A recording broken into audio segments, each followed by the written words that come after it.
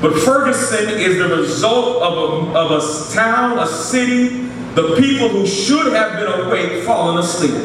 Ferguson didn't happen overnight. It didn't happen with 6 gunshots. Ferguson didn't happen with a supposed robbery at a convenience store, any miscommunication or altercation between a police officer and a young black man. Ferguson happened over decades and centuries of purposeful decisions that were made one after the other. While people who were supposed to be on the watchtower, people who were supposed to be looking out for the people of God, had fallen asleep.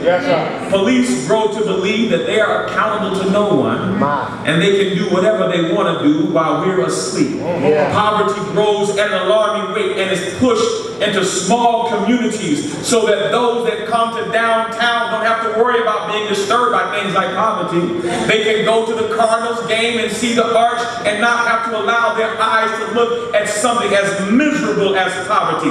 Voting rights for African Americans and other people of color sink to single digits while we are asleep. The majority of the population is represented by a small minority in positions that matter while we are asleep. Children are shot down in the streets like dogs while we are asleep. The killing of Michael Brown represents, unfortunately, something that happens often for us. There are many ways that you can wake up. But most physicians will even tell you that the most negative way to wake up is to be jolted out of your sleep by an alarm clock. The last way you really want to wake up is to hear something or something huge to happen, for a big boom to come, and suddenly everybody wakes up from the boom. The problem with alarm clocks is alarm clocks have snooze buttons. Eventually we get over that instant thing that wakes us up. Eventually it's no longer in the news. Eventually we're no longer hearing about it. Eventually it's no longer on the front page. We have better things to do. We have money to raise. We have churches to organize. We have conventions to pull together. We have vacations to take. And while we should still be awake, because we were jolted out of our sleep by a sudden alarm clock, eventually we roll over, hit the snooze button, and fall asleep. Amiala Diallo woke us up, but we fell back to sleep. Sean Bell woke us up, but we fell back to sleep. Trayvon Martin woke us up, but then we fell back to sleep. Jordan Davis woke us up, we fell back to sleep. Oscar Grant woke us up, we hit the snooze button and went back to sleep. The question that I would ask and raise to you today, Power, is, does Ferguson have to come to Philadelphia before we wake up?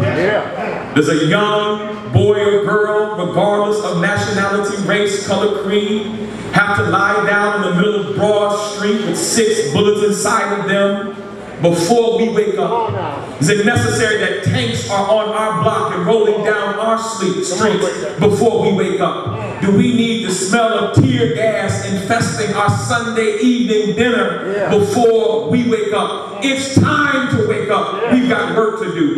We have important work that is sitting in front of us, and the clarion call that is coming out to somebody asking, when will you wake up? In fact, I do not have the words of God or Jesus or Allah or Muhammad to bring to you today. I want to bring to you the words of Teddy Pendergrass. Wake up, everybody. No more sleeping in bed. No more backwards thinking time for thinking ahead. The world has changed so very much from where we used to be. There's so much hatred, war, and poverty. The world won't get no better if we just let it be. We've got to change it, make it better. Just you and me. It's time to wake up.